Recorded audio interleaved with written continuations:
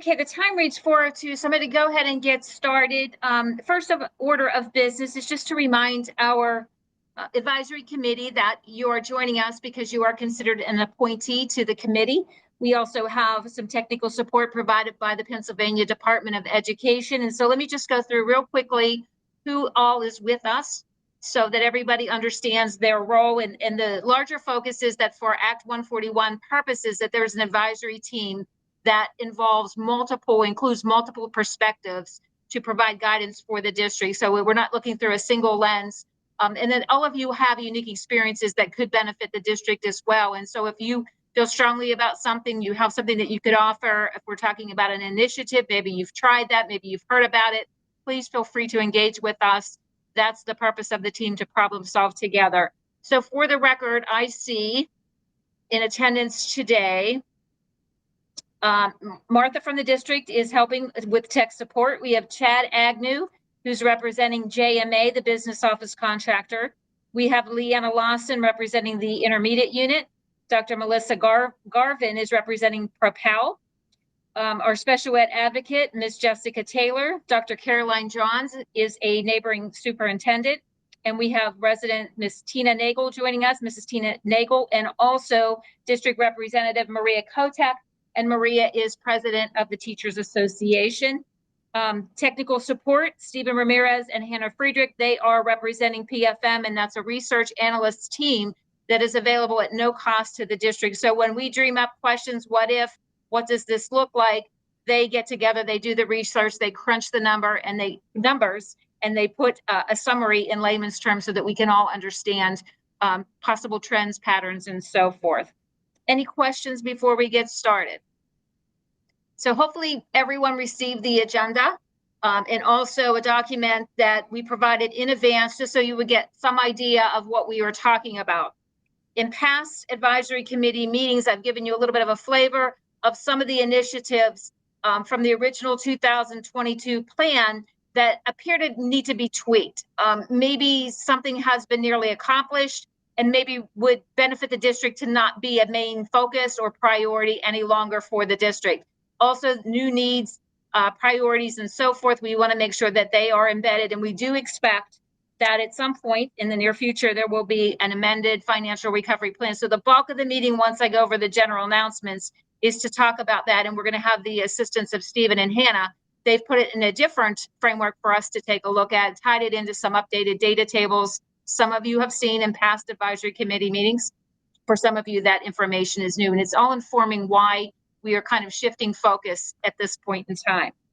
So topics to revisit, and just to provide some updates, the district is in the process of hiring a new district administrative team. And I have to tell you, honestly, I'm very, very excited about these individuals.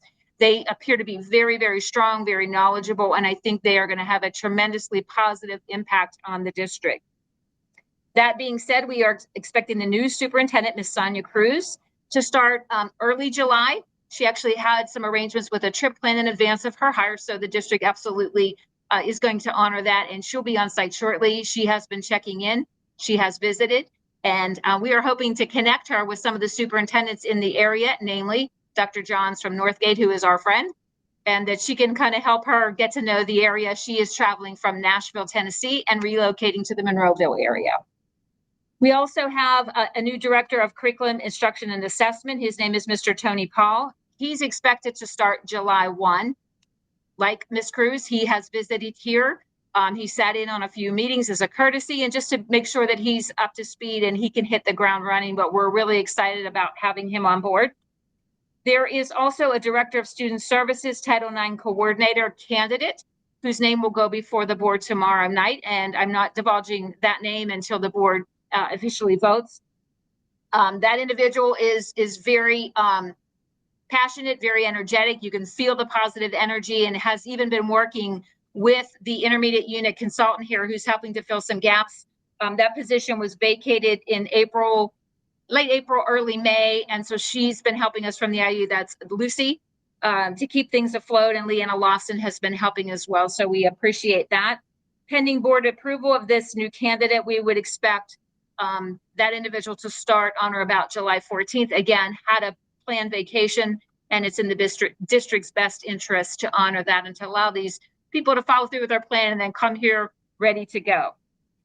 Another update I wanted to provide, I'm excited about the potential of this. This is the Supporting America's School Infrastructure Grant Program. I've referenced it in the past. It goes by SASI, S-A-S-I.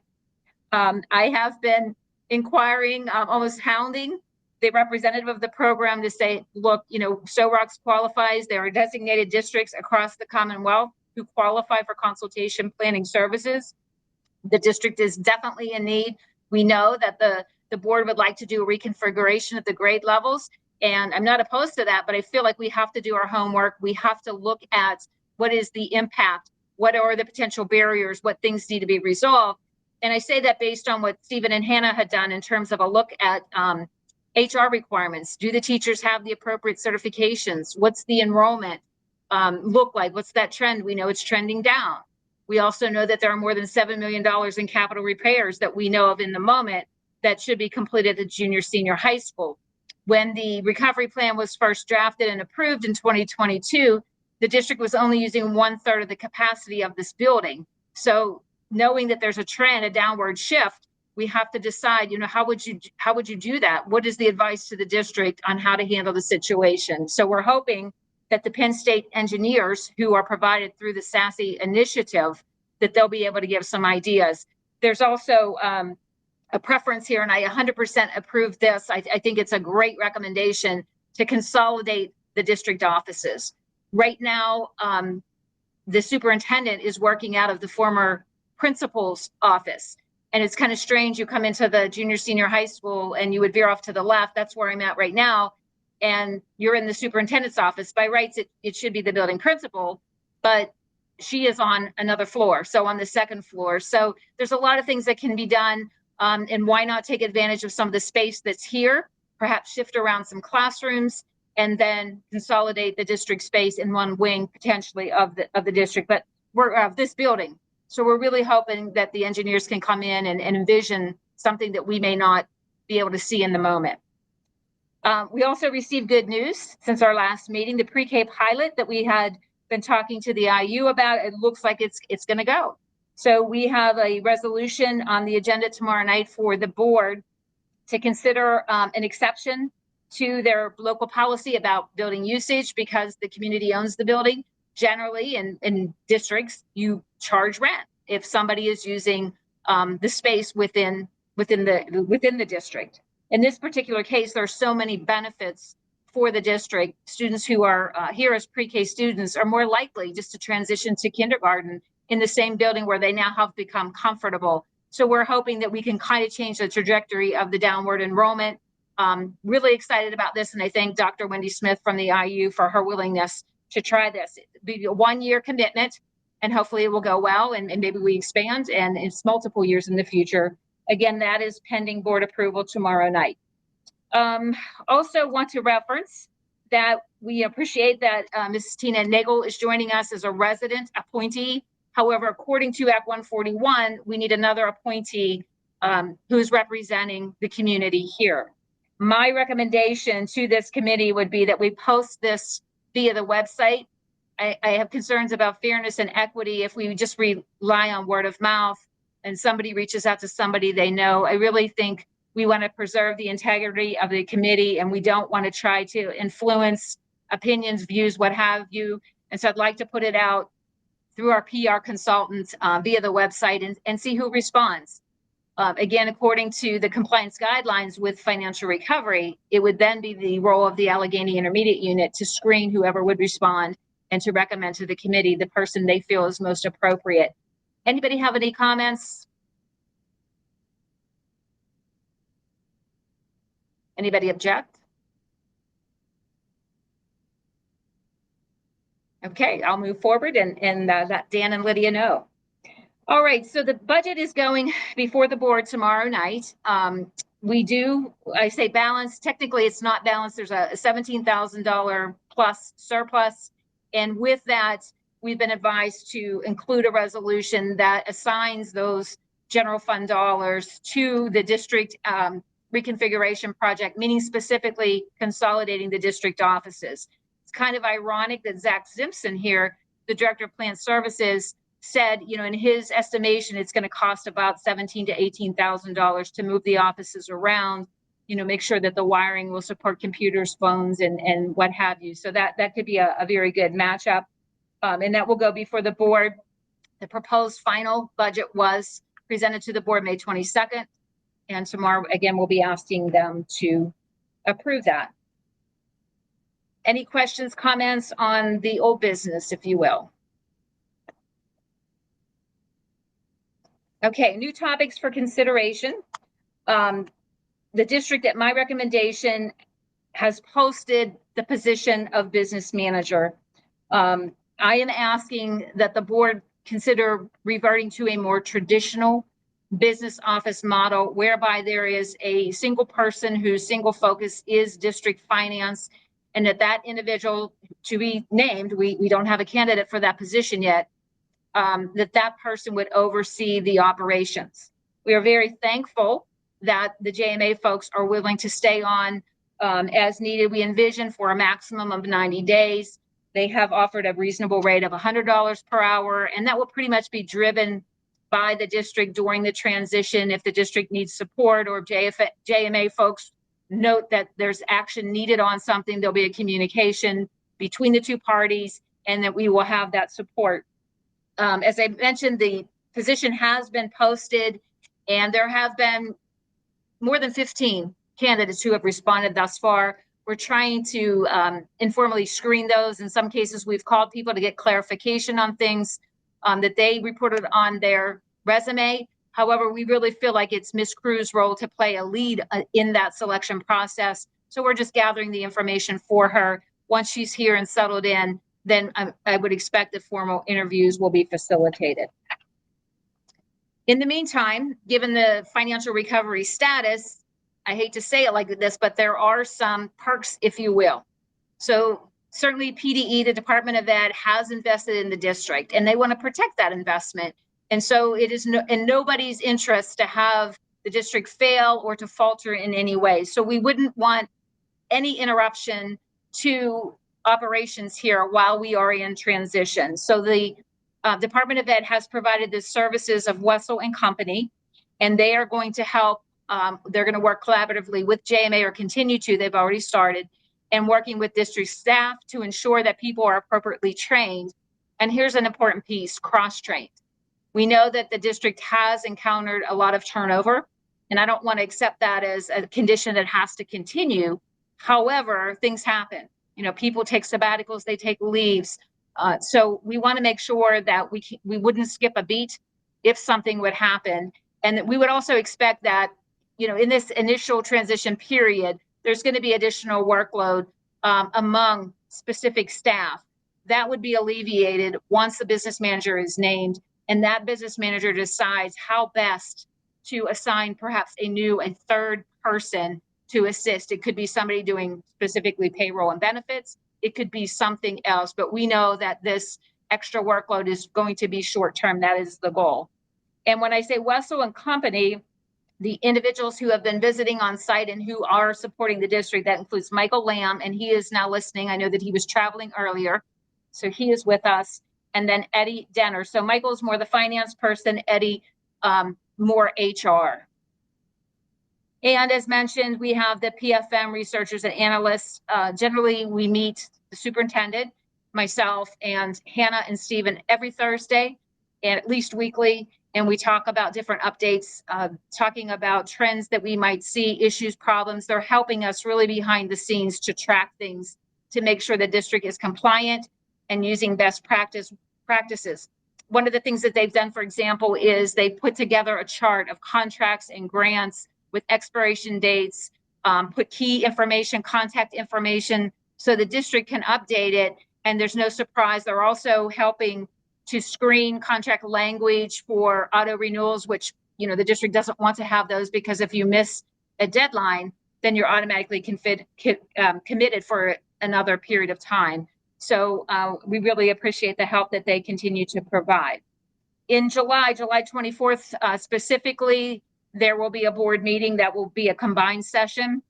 And I hope to present some updates for financial recovery and perhaps talk about the amendment depending on where we are at that point in time. So at this point, I want to turn things over to Hannah and Stephen. As I said, they took the information that we shared with you about a week ago in that color-coded document, and they've embedded some important features, updated data tables, reminders about what are the criteria for exit from financial recovery, and so forth. And as Stephen and or Hannah are presenting, please feel free to chime in. I know that I'm going to be doing that as they're presenting as well. Thank you. All right, thank you, Dr. Rabel. Good afternoon, everyone. Once again, my name is Stephen Ramirez. I'm the director of K-12 schools with PFM. I'm joined by my colleague, Hannah, if you want to introduce yourself. Hi, everyone. Hannah Friedrich. I've been working on the PFM team supporting Sto-Rox for about 3 years now. So, yeah. Thank you, Hannah. Hannah's our rockstar senior analyst, and together, her and I have been working with Dr. Rabel and other district leaders to really to think about the development and the forward path and forward progress for the district. So today, what we're going to do, and I'm going to share my screen here. We put together a short presentation here, and we're gonna we'll spend some time today doing a couple things. So one thing of note, I cannot see any hands, so if you do have any questions, please feel free to speak up and or drop it into the chat, and maybe Hannah can help me kind of navigate that, or Dr. Rabel. So what we'll hope to do during the remainder of our time this afternoon, one of the things we're going to dive into and revisit some key district data, some contextual points that we've discussed in the past here when we presented the updates to the data table charts from the 2022 recovery plan. So we'll start there, and then we'll transition over to the amended recovery document that you all received.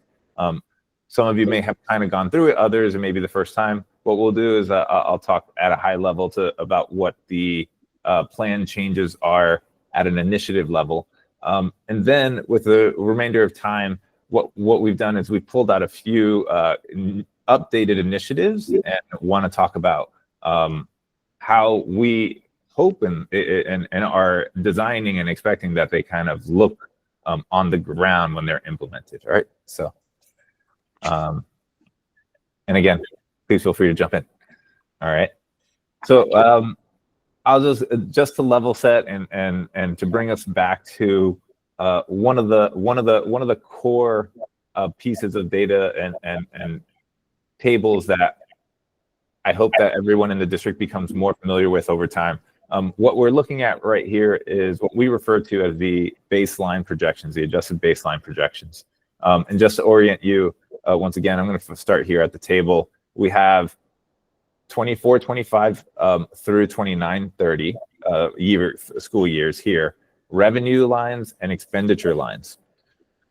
At the end of every year, we highlight the surplus and deficit of that single year.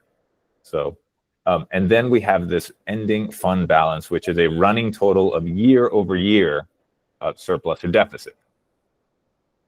If you look up here on the table, on the chart, excuse me, we have this surplus and ending fund balance represented in bar graphs here. So the yellow represents that single year operating result, while the blue is that rollover of funds year over year. All right. What we're hoping to do over the next several months is to really highlight how this particular picture really creates and kind of frames the opportunity for Sto-Rox. And there are a couple things that I just want to highlight here. So number one of the things that are projections, which to be very clear are status quo projections, which assume that you do nothing new, nothing different moving forward. Our projections start to show that the school district starts to have higher expenditures higher than revenues by school year 26 and 27. What this means, we believe, in our model is informing us and showing us is that the school district will start to spend more money than it brings in on an annual basis. And in order to cover some of those costs, you're going to start pulling, you will have to start pulling from an ending fund balance. Why is this important, perhaps? Well, before I get into that, some of you may ask, what are some of the key drivers for this increase in expenditures over time? Well, there are two things. Personnel costs are going up year over year as people receive raises and COLAs and so on and so forth as new contracts are negotiated. But also one of the things that we find is that charter school tuition has also been increasing. And that increases as well with enrollment changes, which we'll get into in a moment. So one of the things that I want to highlight here and want to familiarize yourself, want to really express is where we are now. We're in a position where we have quite a healthy blue bar over here, an ending fund balance. And what I want to kind of really convey and have been in discussion with Dr. Vrabel is how this is an opportunity for the district. We have a great opportunity, a healthy fund balance that we can think about. And the question will be how and what to do with this opportunity in the near future. All right. Before I go on, Dr. Vrabel, do you want to add anything here? Any questions as well? I just think I want to go back and emphasize the capital improvements that we're aware of in May 2022 or 2024, excuse me. PFM helped to put together a study that you are now updating with the help of Zach Simpson. So things continue to break, as we know that's an issue worldwide, not specific to Sto-Rox. And thinking about if that $7 million that we know needs to be used at the junior senior high school, if we pull that out of your blue bar of 10.9 million, you see the potential impact. That is the reason why I'm just suggesting we slow down, take a look at different options, because once that money's gone, it's gone. And you can see the trend, and that is very concerning. One quick additional thing here, Stephen. Just wanted to caveat quickly that these projections are based off of the 24-5 budget. They do not account for any of the changes made in the 25-6 budget, which the board will look to approve tomorrow night. Because there were some changes there, the projections that actually end up in something like the amended recovery plan will look a little bit different, and they will be based off of what is typically the most recent budget year available. Correct. Thank you for highlighting. Yes, we will, once the budget is passed, once it's formally passed and we are able to update the model by the time this amended plan is updated, then we will also update this. So yes.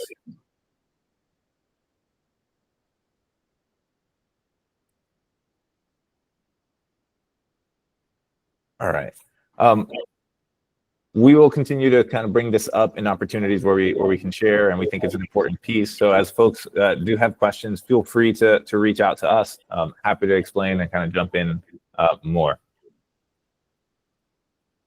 One of the key and most important pieces driving revenue in the school district is enrollment, and so it feels important to speak to the enrollment story at Sto-Rox.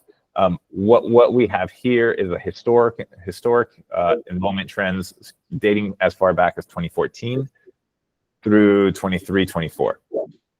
And we have it broken out, of course, by the school district, Sto-Rox enrollment. We also have the charter school enrollment and adjusted ADM, which is average daily membership, which represents all students in the Sto-Rox encatchment area. Couple of main points or things that I wanted to note is I wanted to note the trend upwards of charter school enrollment over time. We have seen this, and the financial recovery plan has strategies and initiatives in place that specifically try to address this and try to impact how this number is changing. The second thing that I would also point out is more recent acceleration in declines in Sto-Rox's enrollment in recent years. And this is a question. We've seen this accelerate over time. And the questions, and some folks may be asking why, what sort of explains it. We don't have a definitive reason or cause to point at, but we started to pull back some layers around what does population in the area look like, and we see that in this second table down here.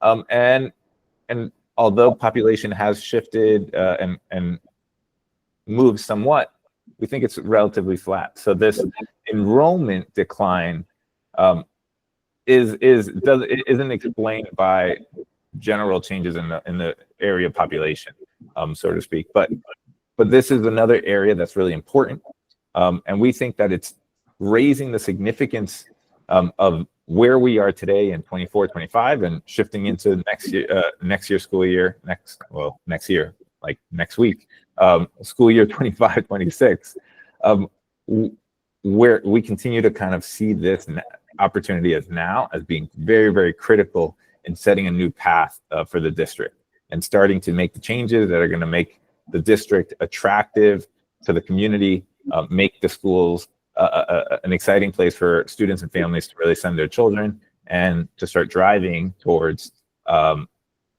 what will make better academic outcomes. All right, that's yes. Before I move on. Yeah, I just wanted to add that Melinda Stewart, who does the PIMS coordination role, who serves in that role here, she gave a number of 933 for October 1, 2024 enrollment. That's what she submitted through PIMS reporting. And if you compare that with 23-24, that's a 7% decrease. So if we expand your table and put the 933 in there. That's another piece. Mm-hmm.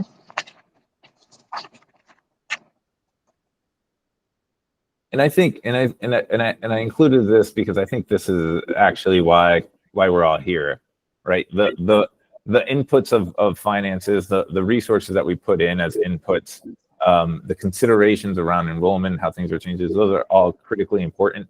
But really, the outcomes of students and the academic outcomes, I think, are what's most important. That's why we're mobilizing so much time, so much energy, so much in financial resources in order to really turn the district around into a place that's more attractive for folks and community members. So the financial recovery plan and the amendments and the new initiatives are really going to try to make significant changes that will head and come and attract this particular side right here. Ultimately, we all believe that academic outcomes will be the driving factor in attracting more students, retaining more students, and starting to change the financial outlook of increasing enrollment. It all, I think, comes back to this, moving the needle on this slide here. We can see places where it's clear, and based on the last couple of recovery plan advisory, where we had opportunities to listen to some of the key changes around the primary centers of culture and how what's happening there and at the junior senior high school. I'm optimistic. We have great folks that are trying innovative new practices, and the amended plan tries to create a framework where all those pieces come together in a strategic way. So.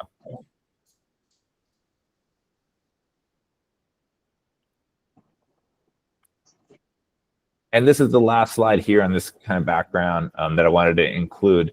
You know, the financial recovery program, I think, has many parts of it that involve academics, personnel, operations, finances, but the exit criteria required to exit is actually very clearly stated in the plan. And I wanted to highlight it. If you go back to the 22 plan, it's on pages 13 and 14. It will all, of course, be included in the update to come. But I'm not sure how familiar folks have been here, but I think it might be powerful to raise a couple of these bullet points so that you all as a community and as a advisory council understand some of the positive steps that have already been achieved. Because even some of the first bullet point here, The district has achieved financial stability by maintaining a positive fund balance for 3 successive years and conclude 2 successive years with a positive annual financial result. The district is moving towards that and is starting to be able to check off some of these criteria, just as plainly as that. So I think I do want to speak to the forward progress that the district has made in recent years. Yes, Stephen, I'd like to add with the second bullet, there's not numbered, I understand that, but there are districts, and I was associated with one in the past, where we would get advances on our basic ed subsidy, and then we would get a tax anticipation note over the summer. So we were always straddling fiscal years. We weren't not able to manage operations, and that particular district did end up in financial recovery, but also exited successfully. I really feel like, as you said, Stephen, the district has a good handle on a lot of these. The ones I think that are part of the amended financial recovery plan that we're working on are the last 2. We have to address the forecast. You showed us the forecast. It's going to be updated. I get that. But that is the issue that we have to grapple with. And how do we ensure that happens? Because I think the united effort here, I believe it is, I don't even think it is, I know it is that we want the district to be successful. We want the district to move towards independence, and then just to have loose monitoring for 5 years, which would naturally happen if the district is approved for exit at some point, hopefully in the near future. The last bulleted point is the one, as you just mentioned, when you showed the PSSA and Keystone scores and so forth, that we're not there. We've got to make some key changes here that are going to impact student outcomes and measurable student outcomes, so that we could show evidence of that, not just to escape recovery, if you will, because as Stephen pointed out, it's the right thing to do. The district is in the business of educating children, and we want a quality education.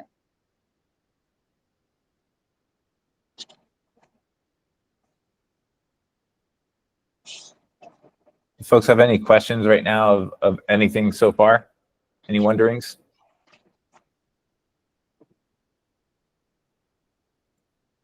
Okay. Sorry, I can't see any hands or anything. Okay. Again, happy to revisit this at any point. So please don't be shy. So this is all in an attempt to sort of level set around the current context and the current framing that the district is living in. And so with that said, the district has been working under a financial recovery plan since 2022.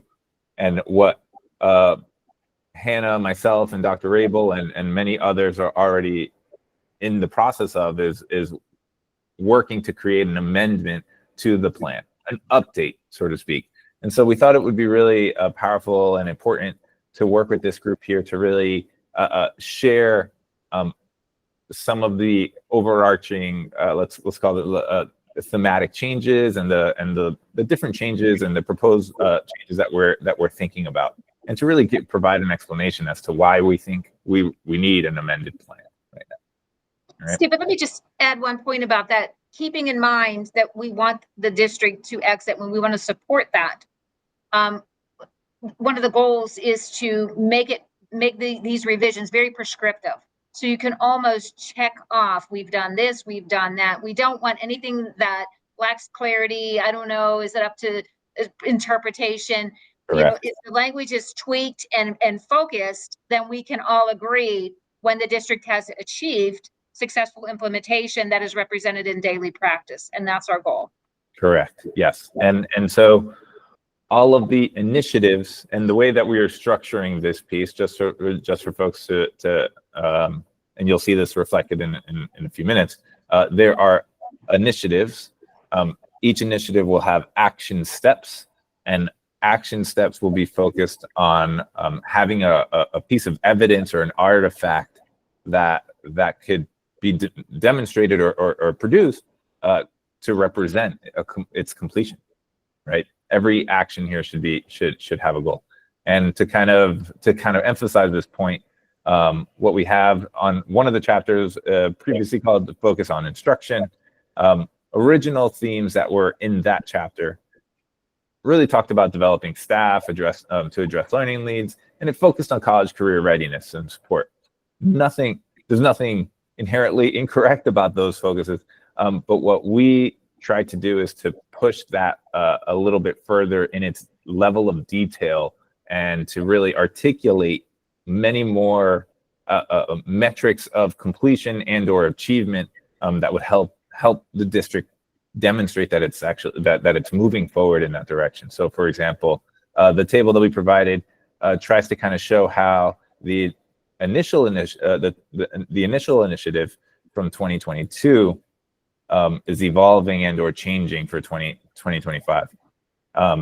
So just to speak a little bit to the ambiguousness of some of the previous initiatives, improve college career readiness for all students, doesn't necessarily describe the level or the type of changes you wanted to kind of that needed to be done.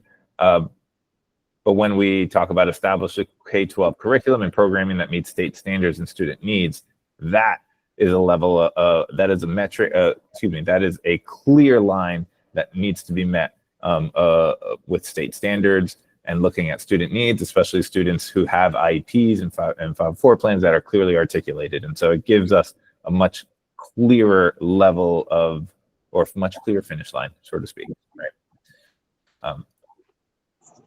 I'll pause there for a moment if any questions. So I would just maybe address interventions. What is the district doing across the system when a child manifests, whether it's an attendance problem, an academic problem, it's a behavior problem?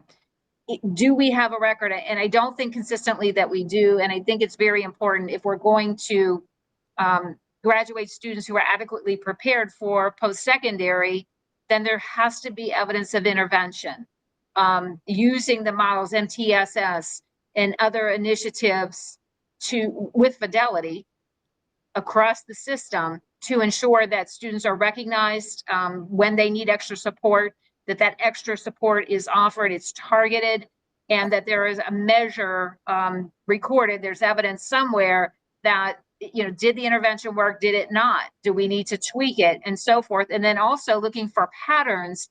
If a high number of students are not achieving in a certain area, are we looking at that area more closely? That is missing. And Maria, I hope you will weigh in the piece about curriculum. We know that the IU has been supporting us. Dr. Jill Jacoby, who's also on our team, has come in and done some preliminary work with representatives, teacher representatives from each of the buildings, the grade levels, the content areas, to see where we are. And the district is absolutely deficient in this area and needs to provide more leadership and more guidance for the teachers. And we hope that Mr. Paul will pick up where Dr. Jacoby left off. Is that right, Maria?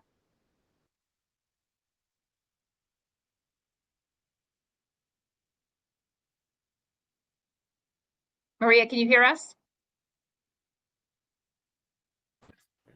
Can you hear me now? Yep. Sorry. I've been there. I'm just going to start my 31st year. I've probably written the curriculum 7 different times. God only knows where the last time, I can't even remember. It was when Dr. Amick was here, where that even goes, because we have such a big turnover in admin that they come in with their own initiative and then it goes by the wayside. I know the past 3 years we've used K through 8. We've moved to Eureka Math. I can only speak to the math part. So I'm kind of glad that we're getting a curriculum coordinator now for K-12, because we definitely need to streamline that K-12, the curriculum in all content areas. Right. And if you even think about charter enrollment, and let's say there's a family considering that they're new to the area, they've just moved here, where do they enroll their child? If they're exploring the website, I'm not aware of any curriculum that would be posted where they could say, oh, this looks pretty exciting, a lot of hands-on and so forth. So I think that will help in terms of marketing the district when we have those products and to display them with pride on the district website. I agree. And and as somebody who's also supported a number of curriculum initiatives, updates, it takes a significant amount of resource to procure all of the materials, all the new books, all the new resources, and provide training. Like this is a big undertaking, both from a financial perspective, time perspective, focus perspective, and what I've seen and what I've experienced is that when folks invest in that process, it's an experience for all those involved that creates kind of unity and does ultimately align what folks are working towards. So I do believe it's important, and we'll see how it moves forward.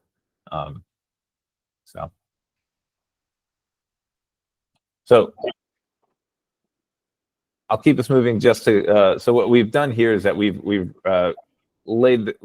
provided this original / new themes, kind of updates by chapter by chapter, and I'll just briefly touch on each one. So the second chapter in the recovery plan initiatives is around talent management. It was previously big focus on attendance evaluation, general procedures. Talked a lot about HR functions and staff agreements and affordability. Where we want to move the language and move the initiatives towards is around professional development and coaching to address learning and teaching gaps. Affordability of staff agreements and workforce sizing is an important component, and competitiveness of agreements and recruitment and retention strategies in the geographic area, I think is going to be another big component toward of these initiatives, and you'll see them here. We start to bring in language around looking at cost-effective and operational efficient administrative teams, negotiating competitive and affordable collective bargaining agreements, evaluate staffing levels based on need and available resources, and developing and implementing staff recruitment and retention strategies. Stephen, I just want to make a remark. The original plan from 2022 talks about using attrition to right size. And that's not verbatim, but that's kind of the theme of one of the sections. And I absolutely agree with that. It is horrific to have to furlough people. I've done that in my career, and there's just no winner in that. It's horrific. So we're not talking about slash and burn, but we're talking about opportunities if a position is vacated, looking at the current enrollment. Do we have to fill the position? Is there a flexible way? And again, the original plan talks about exercising and taking advantage of flexible options that may not be immediately apparent, but bringing everybody to the table, problem solving. And we have done that with the teachers union. I will say that I was part of the conversation with Dr. Sofo, an interim superintendent here at one point, talked about a position that had been vacated and trying to morph that into something that would better serve the district, but it would not result in somebody losing a position. And we would want to continue with that practice.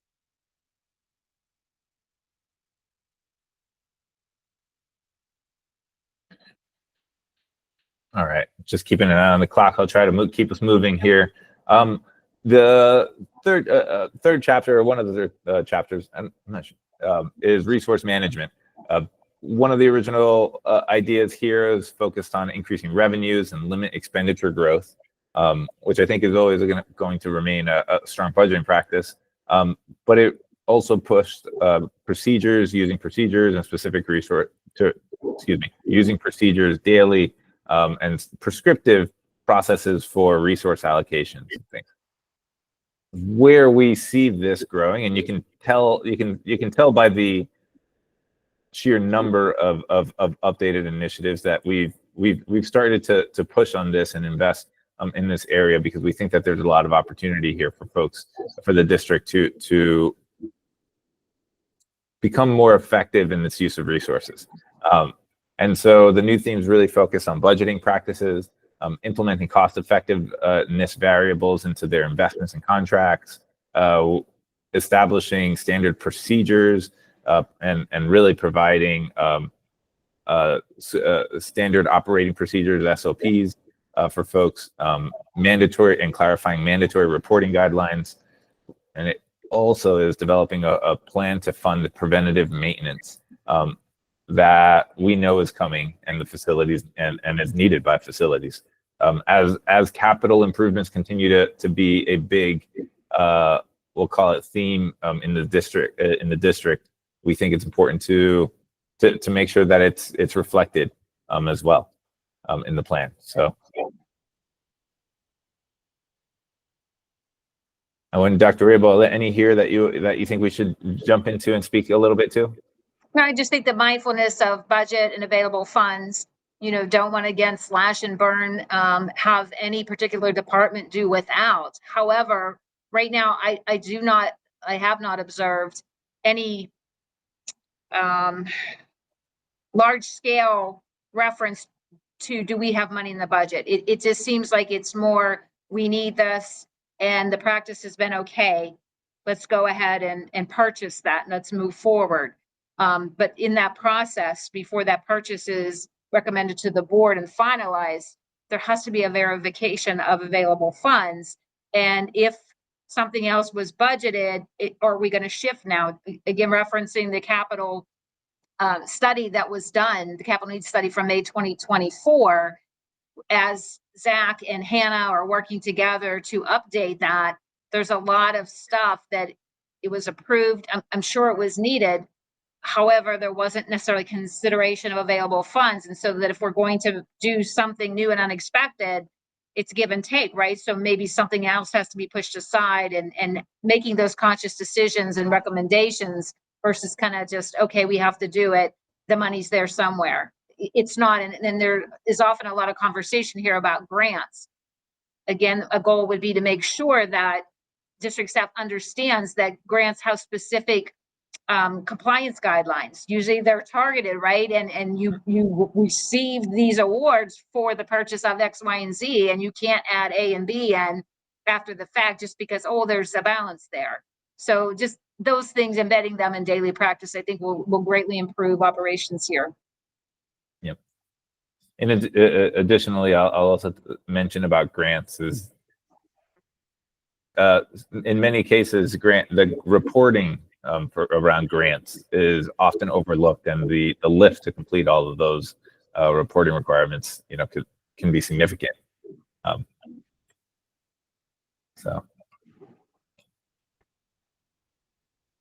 right, I'm going to jump to the administration chapter, which is actually one of the things that will be completely new in the recovery plan. The prior one did not have this chapter. It was sort of embedded in different initiatives. We feel that it's very important to really pull this out as its very own scope of work, and for this reason, you'll see here we're proposing improvements and are specific and prescriptive around the types of district-wide communications and transparency practices that we'd like to see, and that's actually one of the deep dives that I'd like us to kind of go into in a moment. But we'll also speak to the documentation and implementation of policies and procedures across all departments. So this kind of goes back to the standard operating procedures, literally listing out what is the process for capture for the October 1st snapshot or the October enrollment date, or so on and so forth. What are the considerations do you take in the steps in getting to that number, and having that clearly listed and written out as a procedure is incredibly important, especially as people do transition roles, move from responsibility to responsibility, or exit the district entirely, and new people have to pick up these processes. We'll also ensure continuous improvement of all district activities, including procedural and conduct responsibilities of the school board. And so this also speaks a little bit to the school board training and the responsibilities of the school board. And the final one, meticulously manage terms and obligations of all contracts entered into. And this speaks a little bit to the automatic renew clause, in addition to the responsibilities from both the district and or the contractor or service provider when the district enters into contracts. We can talk about some of the details that should be available in those agreements. So, and that's going to be a new chapter in the report. And then the school safety and culture and climate is the final chapter. One of the in the 22 plan, the original themes here, highlights that really kind of stood out to us is a focus on the use of partnerships and working groups to manage school safety. It really tried to bolster a chain of command and communication.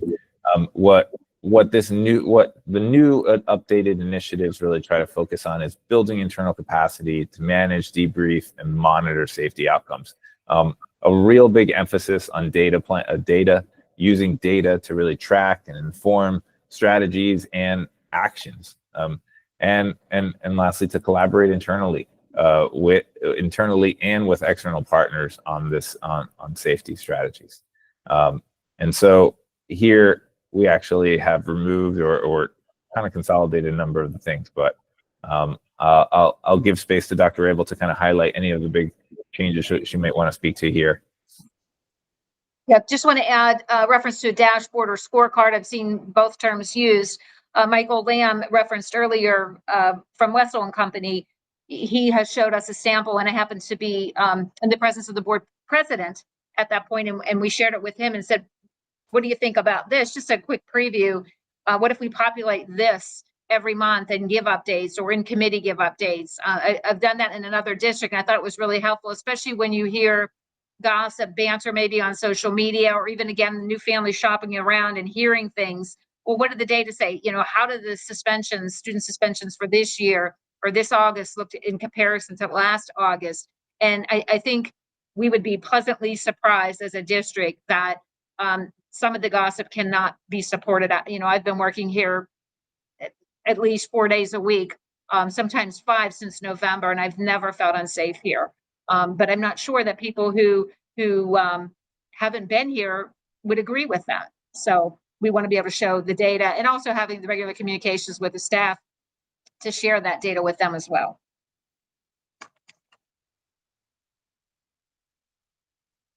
So I think this gives you all a sense of the initiatives that we're going to. But what we also want to kind of do today is provide you a little bit of the next level in a deep dive, so to speak, on how the initiatives turn into actions in our schools in Sto-Rox. And so with the remainder time, and Dr. Abel, correct me, we're going until 5:15. Is that correct? If people can accommodate, if you cannot stay with us till 5:15, we thank you for joining us for this part of it, but I feel compelled to just add that extra 15 minutes. Thank you. So we'll continue kind of talking about maybe one or two, maybe three of these examples that we pulled out. But initiative AC4, this is one of the new ones. Improve cohort graduation rates by prioritizing academic interventions. I pulled out the 23-24 graduation cohort, 4-year cohort rate, and want to speak to a little bit of like the trend that we see that the data is really showing about what the 4-year graduation cohort rate is. And back in 2020, 21, the 95+% has really started to shift down for a number of reasons. But the action steps that we believe are going to start to support turning this around are listed here. So, for example, we think that aligning graduation course curricula to PA standards is fundamental and really provides students a clear pathway towards making sure that they understand from the first year that they enter high school to the last where they are along that journey. And so to making sure that the courses are providing the right steps to reach that mark on time and in alignment to the plan, to graduating on time. The second action step and one of the things that I kind of, before I continue here, I want to just highlight is how the action steps start to speak towards the desired outcome. And you can imagine the type of evidence that folks can provide to really prove that these are completed. So in a couple of years' time, one should be able to ask, are all courses aligned to PA standards? And with a review of the course catalog, one should be able to give a clear-cut answer, yes or no.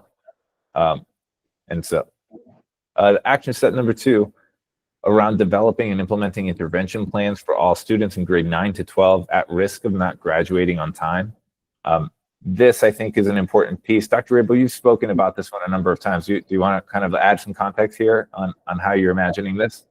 Yeah, I kind of mentioned that earlier at the start of the meeting. If you tie that even into number 6, thinking about graduation audits of sorts, whereby if a student is not passing a course, doesn't pass a course, a semester course, a year-long course, there's a conversation, it's documented.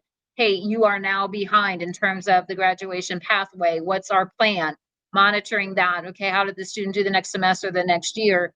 And again, having evidence of that. There should not be surprises senior year, February, March, April. Oh my gosh, I didn't know. So that's what I meant by that.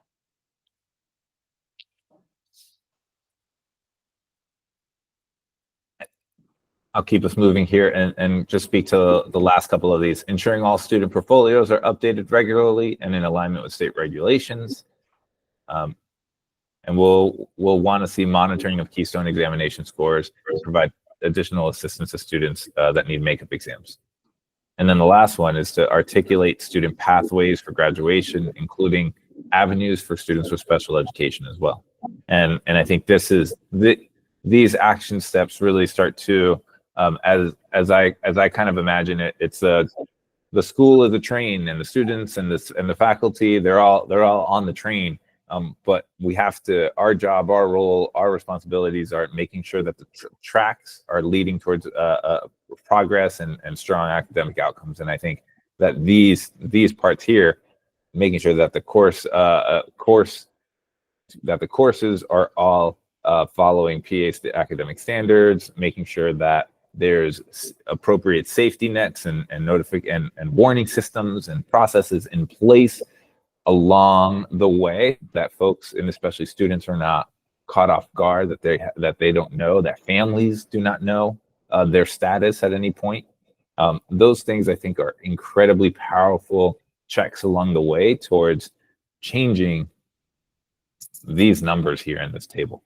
And so and I'll just stop there and I'll give some airtime. I don't know if folks have any questions or sort of have any feedback, but can you imagine some of these things actually happening on the ground?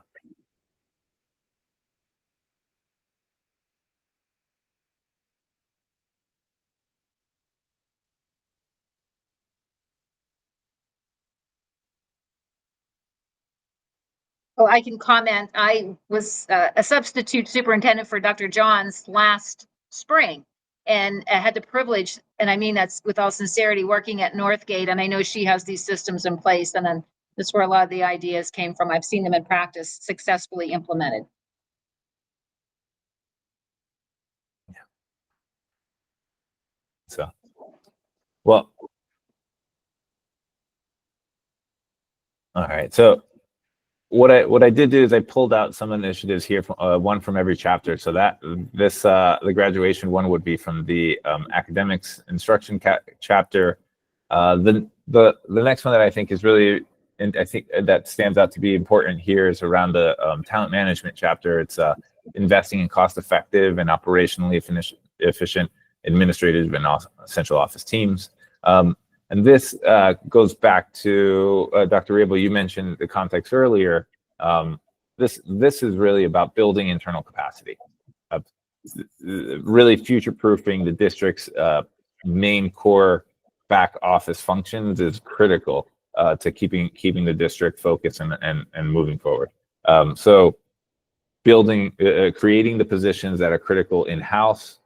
So we see some of those movements starting to happen, and finding the people and building up the people that are there now, building their capacity and helping them grow into the roles that the district needs to really be successful. I think that's a great opportunity for folks, their own personal growth, but it's also one that will benefit a community that they've already been working and familiar with and really investing in. So I think that's a great opportunity.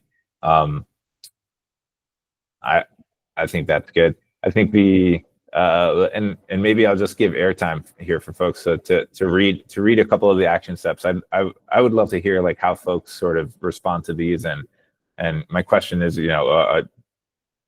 can you see these being implemented on the ground, and would that implementation change things for the district?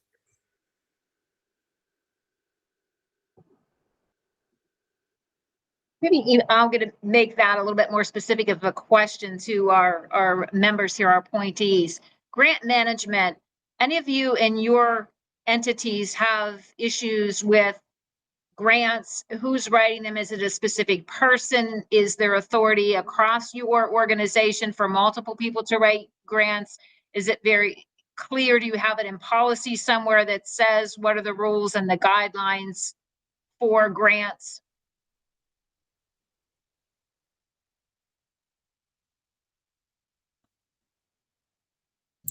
I mean, I can share out. It's at Propel we have a foundation team, and basically it's like two of those people, part of their responsibilities are, I mean, grant writing.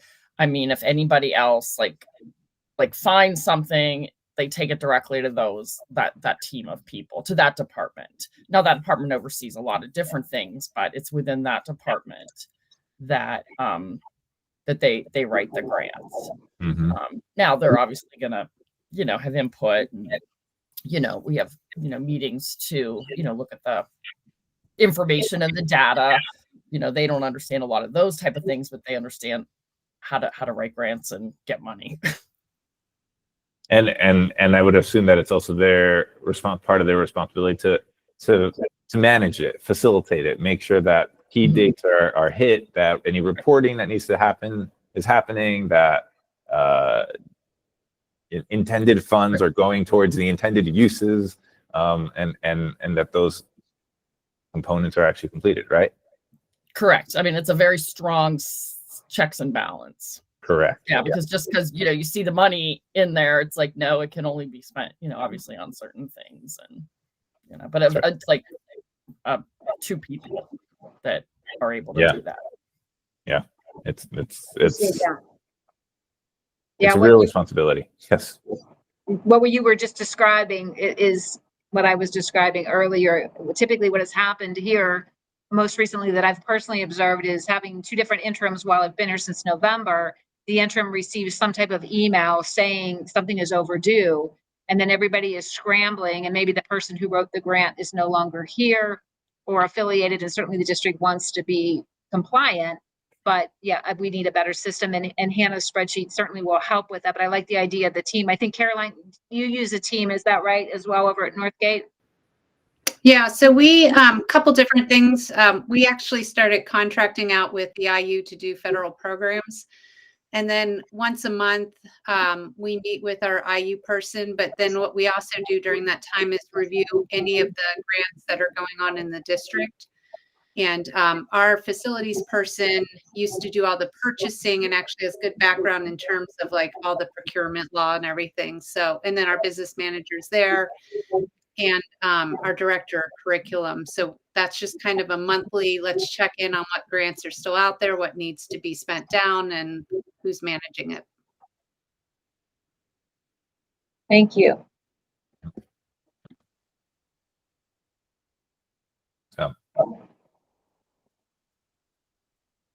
And one of the things that I think before moving on from this one, the goal here, we think, is really building that internal capacity, but also making sure that it's sustainable in moments of transition. I think Sto-Rox, the leadership and the central office has seen a lot of transition. We're optimistic, hopeful, and very positive about the folks, the new team members that are joining very soon.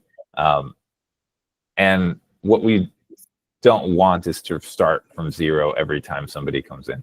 And so to develop these processes and to create some of the capturing the scope of work, the standard operating procedure list, and to start cataloging many of these practices, I think will help clarify for new people what they need to do, and to help clarify how to do it as well. So we think that there's a lot of investment there. All right, maybe one more, if time allows. Jumping into one of the financial management initiatives here, critical and I think very important, as we sort of talked about at the beginning when I was presenting the baseline financial picture. Dr. Rabel was talking about the capital improvement plan. This initiative of maintaining a multi-year capital improvement plan to address preventative and one-time facility needs it's critical. A capital improvement plan, for folks who may not be so familiar, effectively takes a look at all the facilities under the district's responsibility and looks at all of its infrastructure and capital needs, and effectively comes out with a number. How much would it cost to maintain and or replace these resources, these assets? That is half of the capital improvement plan. The other half is the budgeting portion of it. So if we know that we have several $1 million of work that needs to happen over the next 5+ years, how much of it can be done in year 1, year 2, so on and so forth. And that budgeting side of the work is hard because you have competing pressures at all times. And the alternative is you just push off the investment. You just defer it, which is a lot easier than sometimes doing the work. And so what we really want to focus on is being able to use a capital improvement plan because of where we are and where the junior senior high school is in its own life cycle of a building.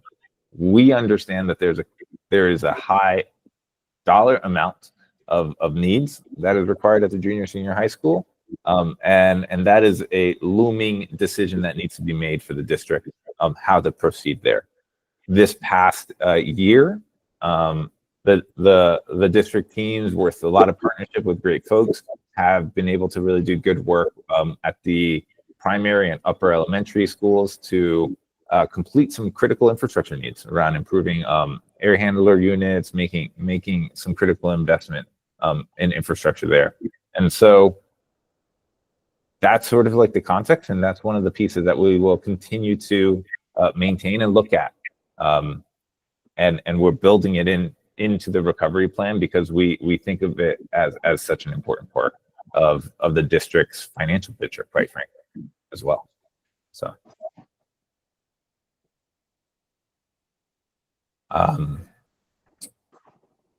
I think a couple other pieces I think is also maximizing things that are opportunities. So, but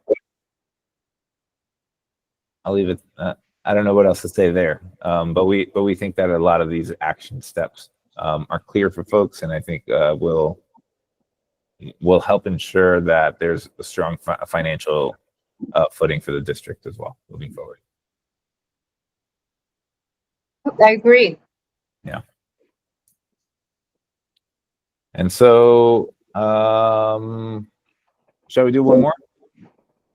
Maybe. Oh, and well, this is Dr. Abel. This is one that you've also kind of alluded to around practicing data-informed decision-making, enhanced K-12 disciplinary strategy, and really trying to take discipline and create strong data processes for gathering data and management and strategies for interventions and for ameliorating any types of that troublesome behavior that you're seeing. So I think it's applying data, and I think that there's a big opportunity, as I understand it, in being able to tell data-backed stories as opposed to rumors. And one of the opportunities I think here is being able to use this ultimately as a piece of recognition of improvement. Being able to show progress, I think, is really important for schools and communities. Being a school on the move, being a school on the upward track is really exciting, and attracts good people. So.